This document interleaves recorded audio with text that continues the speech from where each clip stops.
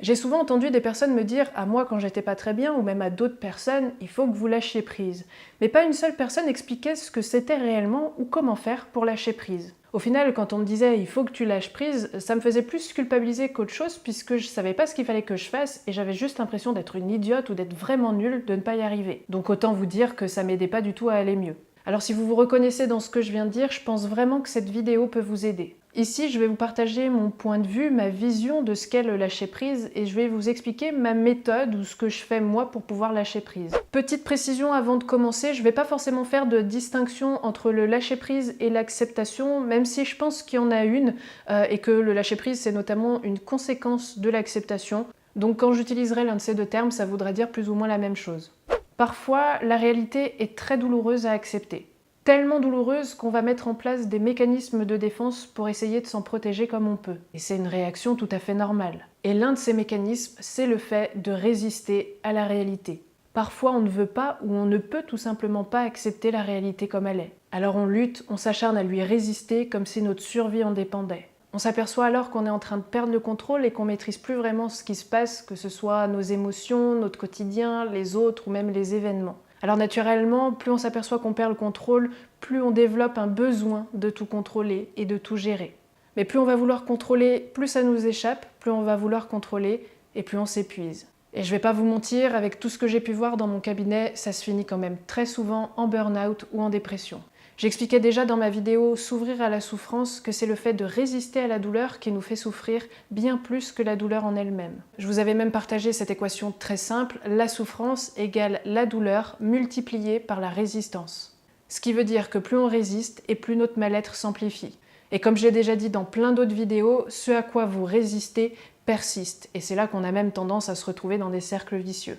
Si je dis ça un peu autrement, ce que j'observe, c'est qu'il y a eu un événement dans la vie de la personne qui est venu perturber les choses et qui a créé inévitablement un changement, que ce soit dans sa routine, dans ses habitudes, dans son quotidien, sauf que la personne n'arrive pas à l'accepter. Elle concentre alors toute son énergie sur le pourquoi. Pourquoi les choses sont différentes maintenant? Pourquoi ça lui est arrivé à elle? Pourquoi elle n'a pas réagi autrement avant que l'événement ne survienne? Si seulement elle avait fait telle chose ou telle chose à la place, ce serait tellement différent. Elle imagine alors toutes les choses qu'elle aurait dû faire pour ne pas que cet événement ne survienne. Elle repense à comment était sa vie avant tout ça et elle aimerait tellement retourner dans le passé juste avant que tout soit chamboulé. Elle aimerait tellement être comme avant parce qu'avant tout allait bien. Et elle ne comprend pas comment elle peut en être là aujourd'hui alors qu'elle avait prévu tellement autre chose pour sa vie. Elle avait tellement d'autres projets qui deviennent parfois, dans certains cas, des rêves totalement inaccessibles dorénavant. Elle se dit que si elle comprend le pourquoi tout ça est arrivé, ça ira mieux, mais malheureusement c'est pas toujours le cas. Parce qu'en se posant toutes ces questions, ce qu'elle est en train de faire, c'est de résister à la réalité.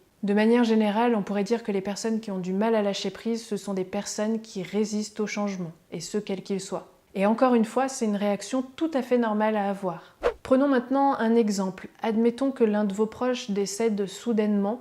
Vous aurez beau vous poser toutes ces questions, malheureusement, ça ne le fera pas revenir. Et même si vous savez très bien tout ça, votre cerveau, lui, il n'a pas l'air de vouloir passer à autre chose et il reste focalisé encore sur toutes ces questions. Et c'est normal parce que accepter la réalité, c'est tellement plus douloureux que de la rejeter. C'est pour ça que dans un premier temps, on préfère être dans du déni, dans du rejet de la réalité et de la résistance. Et le déni, le rejet, la résistance, c'est l'opposé de l'acceptation. Le problème, c'est que quand on est dans du déni, on ne peut pas modifier la réalité puisqu'on ne veut pas reconnaître ce qui est. Par exemple, si je veux pas voir et accepter que ce livre soit là sur mon chemin, je peux pas le déplacer puisque j'ai déclaré qu'il n'existait pas. Si je veux pouvoir le déplacer, il faut d'abord que je reconnaisse sa présence sur mon chemin. Et seulement à ce moment-là, je pourrais commencer à chercher des solutions pour avancer. On doit d'abord commencer par reconnaître une chose comme étant valide et réelle pour pouvoir digérer tout ça et passer à autre chose. Et oui, c'est très souvent hyper douloureux puisque ça demande d'accepter d'avaler la pilule et ça demande beaucoup de courage. D'ailleurs, pour beaucoup de personnes, l'acceptation c'est synonyme de résignation, d'abandon ou baisser les bras. C'est ce qui fait qu'elles ne veulent surtout pas accepter les choses. Pourtant, c'est loin d'être le cas. Accepter la réalité, c'est juste voir les choses comme elles sont, sans jugement, pour pouvoir prendre des décisions et agir de la manière qui soit la plus adaptée pour résoudre le problème. Prenons un autre exemple pour illustrer tout ça. Admettons que vous rentrez après une journée de travail et votre chien ne se trouve plus chez vous. Pour pouvoir le retrouver, il va d'abord falloir que vous acceptiez qu'il soit plus là. Le pourquoi il n'est plus là n'a pas vraiment d'importance, la réalité, c'est qu'il n'est plus là. Alors seulement quand vous aurez accepté qu'il n'est plus là, vous pourrez commencer à effectuer des recherches, à mettre des annonces sur les réseaux sociaux ou à mettre des affiches dans la rue. Accepter la réalité, ça veut pas dire « bon bah maintenant je fais plus rien et j'attends ».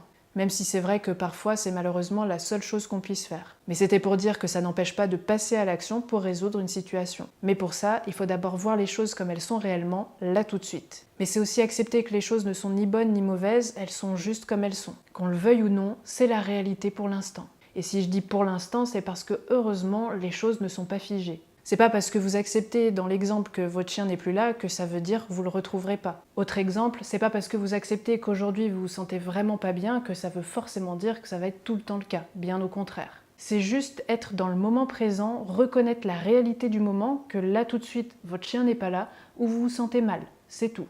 D'autres personnes encore pensent que l'acceptation de quelque chose, ça veut dire qu'on l'approuve et qu'on est d'accord avec ça. Si je reprends l'exemple du chien, c'est pas parce qu'on accepte qu'il est plus là que ça veut dire qu'on est OK avec le fait qu'il soit plus là. Ou encore, c'est pas parce que vous acceptez le fait que votre partenaire vous ait trompé que ça veut dire que vous êtes OK avec le fait qu'il vous ait trompé. C'est totalement faux. Encore une fois, ça veut juste dire qu'on voit la réalité comme elle est.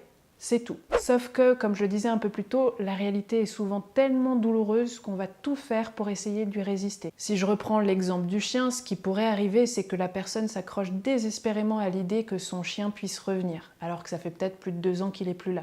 Et elle ne veut absolument pas accepter qu'il ne reviendra peut-être jamais. Parce qu'elle ne veut surtout pas imaginer le pire, à savoir dans cet exemple, que le chien puisse être mort.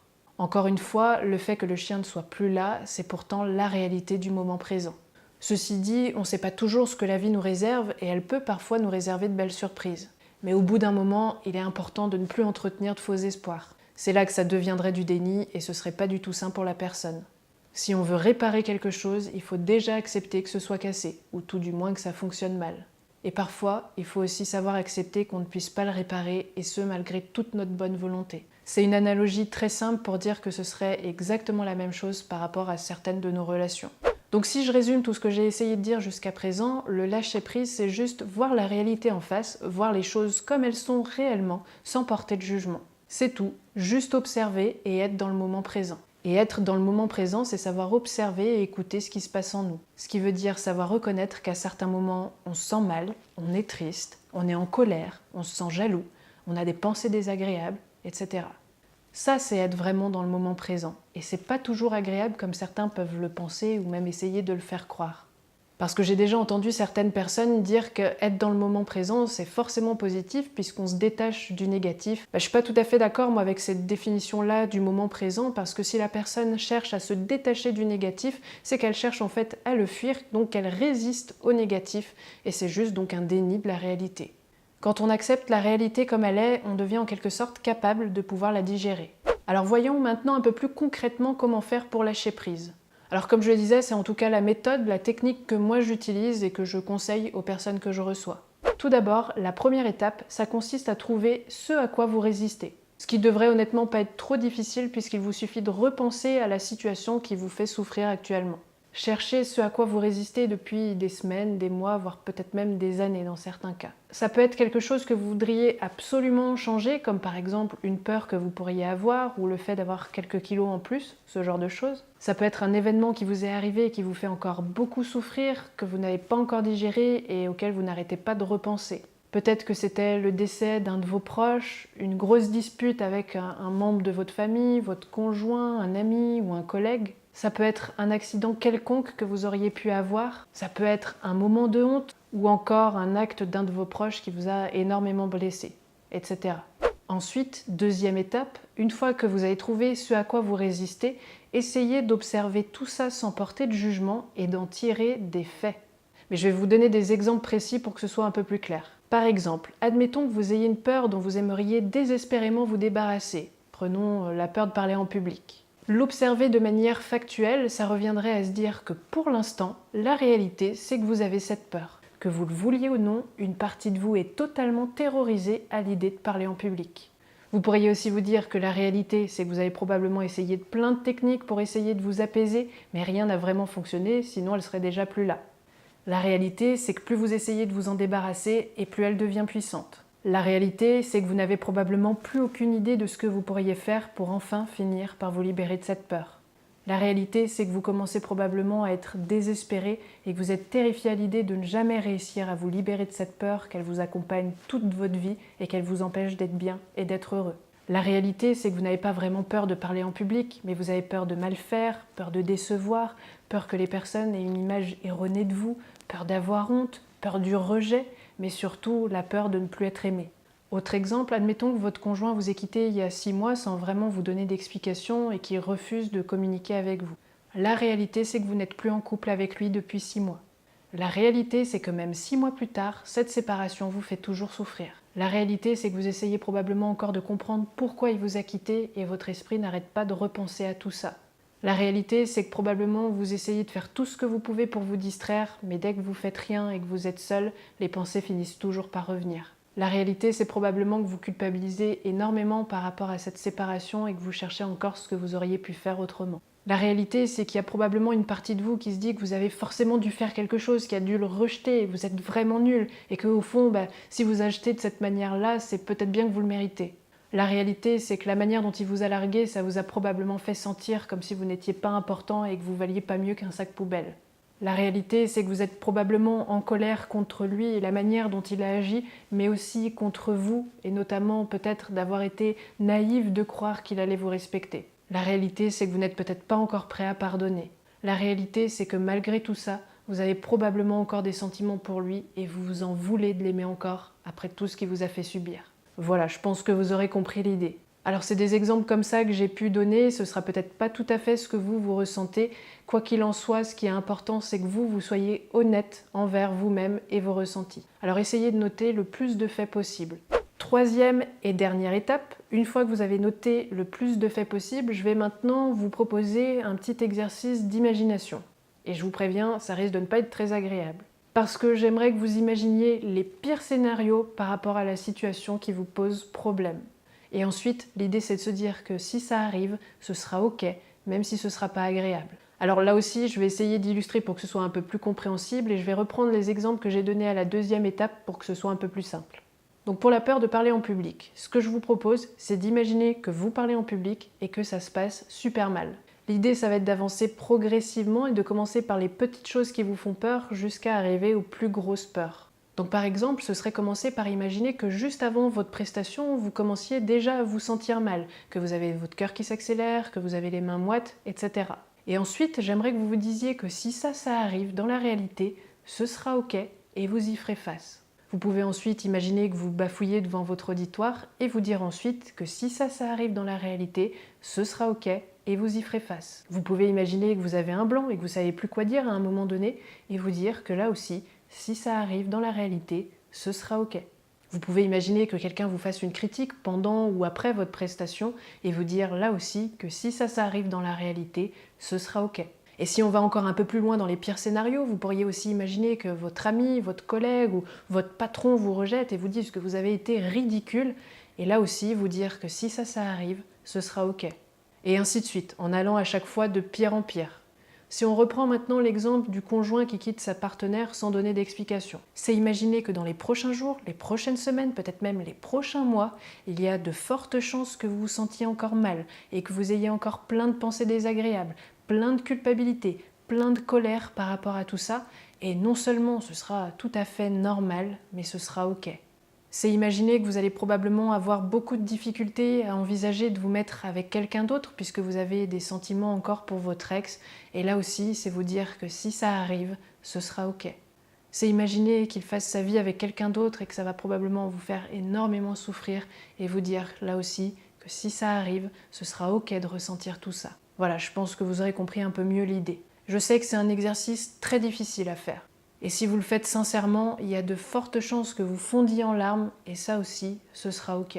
En gros, cet exercice, ça consiste à imaginer toutes les choses qu'on n'a surtout pas envie d'imaginer. Et c'est précisément pour cette raison qu'il faut les imaginer. Parce que si vous n'avez pas envie de le faire, c'est qu'il y a une résistance. Par contre, il ne s'agirait pas non plus de se faire violence. Parfois, il faut savoir accepter cette résistance et reconnaître qu'on n'est pas capable, là tout de suite, de faire cet exercice. Et ça aussi, ce serait ok.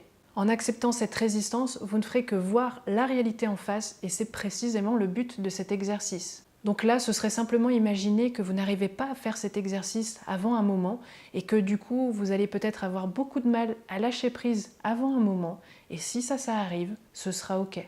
C'est pour ça que je le disais un petit peu plus tôt, mais je préfère le repréciser. L'idée, c'est d'avancer progressivement. Si vous ne vous sentez pas tout de suite de faire cet exercice sur des grosses choses qui vous font souffrir, commencez alors par des petites choses qui vous tracassent habituellement et qui n'ont peut-être même pas vraiment de lien avec ce qui vous fait souffrir actuellement. C'est juste histoire de s'entraîner. Je vais vous donner maintenant un petit exemple personnel. Pour ceux qui ne le savent pas, je suis hypnothérapeute et au tout début de ma pratique, je me mettais beaucoup de pression et j'avais vraiment très peur de mal faire. J'avais peur que mes consultations se passent mal, j'avais peur que les gens disent du mal de moi, j'avais peur de ne pas réussir à hypnotiser les personnes, bref, j'avais pas mal de peur. Et cet exercice que je vous ai décrit, j'ai pas tout de suite commencé à l'appliquer par rapport à ces peurs-là. J'ai commencé par imaginer des trucs un peu ridicules, comme par exemple, bah tiens, imagine demain tu te réveilles et la météo elle est pas du tout comme tu l'espérais, il neige, il pleut, il fait super chaud, peu importe. Et après avoir imaginé ça, je me disais, si ça arrive, ce sera ok. Et puis j'ai commencé à imaginer des petits imprévus qui pourraient quand même bien m'embêter. Comme par exemple une facture qui tombe, être coincé dans des bouchons, ma voiture qui tombe en panne, attraper un rhume, etc. Et puis je terminais toujours mon exercice en me disant qu'il y aura peut-être même encore des choses imprévues qui vont arriver et que j'aurais pas su anticiper et imaginer, et que même ça, si ça arrive, ce sera ok.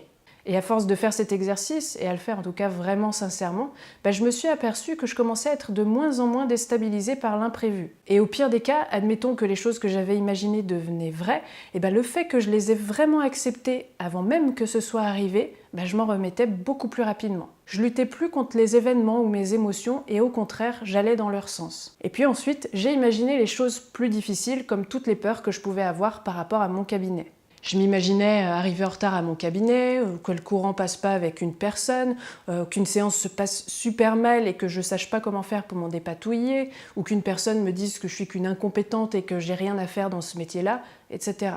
Donc oui, encore une fois, c'est un exercice vraiment pas simple à faire. Et comme moi je suis un peu folle, je me suis pas arrêtée là et je suis même allée encore plus loin. Parce que j'ai aussi commencé à imaginer que là, c'est peut-être la dernière journée que je passe sur cette terre.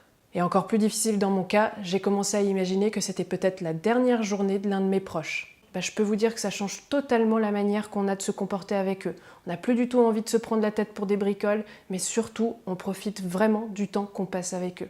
Et dans ma vie de tous les jours, ça me donne vraiment l'impression que je profite pleinement de ma vie. Parce que dans ma tête, cette journée que je suis en train de vivre, c'est du bonus en fait. Et je suis tellement contente et tellement reconnaissante d'être vivante. Et c'est là que j'ai commencé à me dire, mais c'est génial en fait d'être stressée, c'est génial d'être en colère ou d'avoir peur. Enfin, ça a vraiment changé totalement ma vision des choses. Alors, est-ce que ça voudrait dire pour autant que si l'un de mes proches décédait, ça me ferait rien? Absolument pas. Je ressentirais toutes les émotions comme n'importe qui, et je devrais passer par toutes les étapes du deuil. Et ça, quelque part, je commence déjà à m'y préparer. Et le fait de déjà commencer à me préparer à tout ça, je pense vraiment que ça va me permettre de beaucoup moins résister contre mes émotions. Ce qui est assez bizarre, c'est qu'on a tous conscience, et parfois même très jeune, qu'on va tous mourir un jour. On le sait, et pourtant on agit comme si on était immortel et qu'on avait tout le temps du monde devant nous. Le jour où j'ai commencé à accepter que j'allais mourir, aussi paradoxal que ça puisse paraître, c'est là que j'ai commencé à me sentir vraiment vivante et à surtout apprécier ma vie. Et j'ai commencé à faire des choses que j'aurais jamais pensé pouvoir faire, et j'ai accompli bien plus que ce que je pouvais imaginer. Mais bon, je vais essayer de rester centrée sur le sujet, j'aurai encore plein de choses à dire sur la peur de la mort, mais j'en ferai aussi certainement une vidéo, donc si ça vous intéresse, n'oubliez pas de vous abonner pour ne pas la louper. Donc si en apparence cet exercice peut sembler très pessimiste, je vous assure que c'est loin d'être le cas. J'aurais encore tellement de choses à dire par rapport à tous les bienfaits que cet exercice peut apporter, alors je vais vous en citer encore quelques-uns si vous n'êtes pas déjà convaincus. Déjà, cet exercice, c'est simplement du pragmatisme. C'est voir la réalité comme elle est, à savoir quelque chose qui ne se passe rarement comme prévu. Et faire cet exercice, c'est se dire, voilà, j'aimerais que ça se passe comme ça, mais il y a de fortes chances que ça se passe comme ça. Et que même si on aimerait que ça file droit, la réalité c'est que ça fait plutôt comme ça. Ensuite, c'est simplement reprendre conscience qu'il y a plein de choses qu'on ne peut pas contrôler. C'est comme ça, c'est la vie. On aura beau faire notre mieux, parfois il n'y a vraiment rien qu'on puisse faire à part accepter le changement. Et paradoxalement, le fait d'accepter qu'on ne peut pas tout contrôler, c'est là qu'on reprend le contrôle de notre vie. Ensuite, cet exercice, il permet de décharger toutes nos émotions.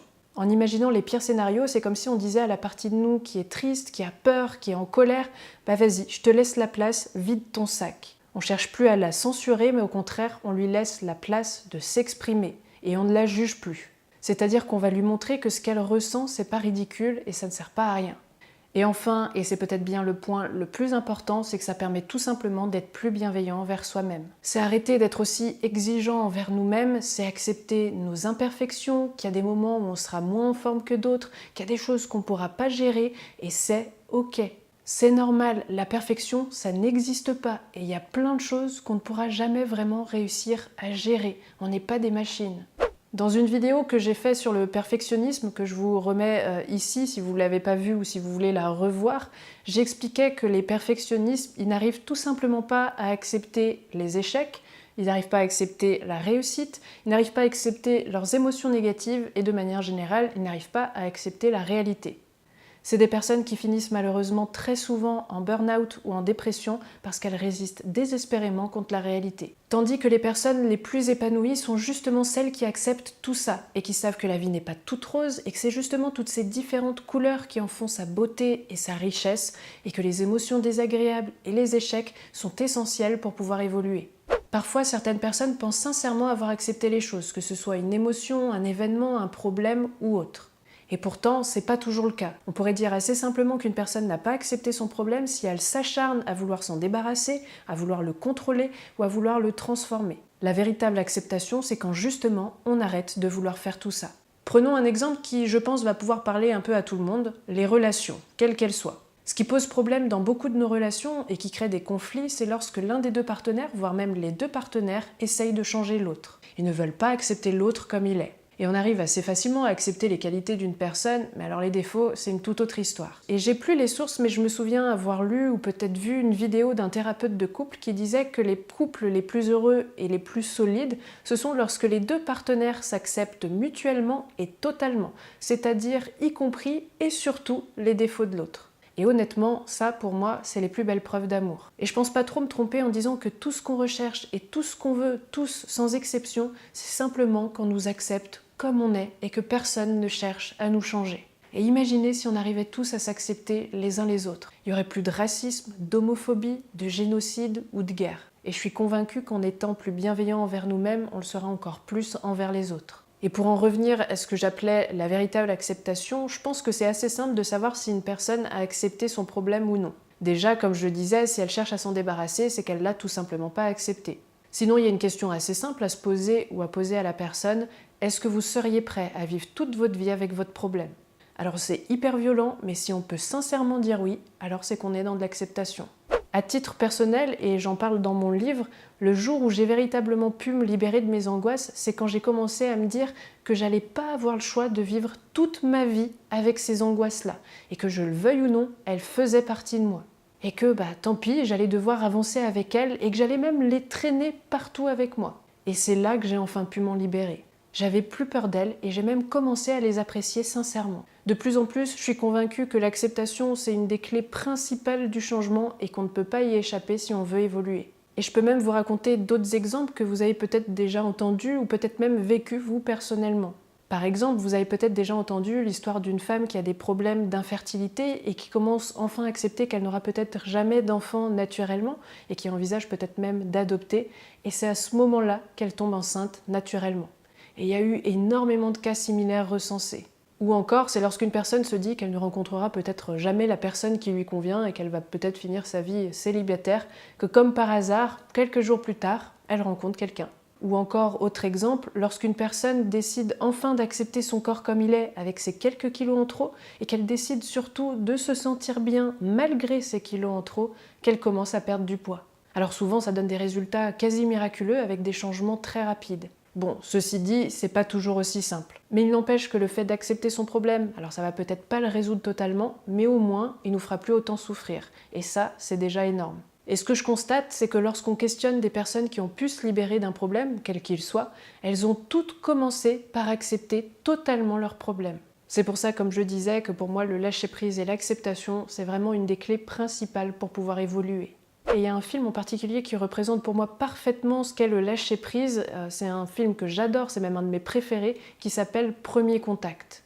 Si vous ne l'avez pas déjà vu, je vous conseille en tout cas vraiment de le voir. Et c'est sur ces paroles que je vais m'arrêter. J'espère vraiment du fond du cœur que cette vidéo vous aura aidé et qu'elle vous aura plu. Si c'est le cas, n'hésitez pas à la liker, à la commenter, à la partager autour de vous si vous pensez qu'elle peut peut-être aider d'autres personnes, et à vous abonner à la chaîne si ce n'est pas déjà fait pour ne pas louper les prochaines vidéos. Et je vous dis à très vite.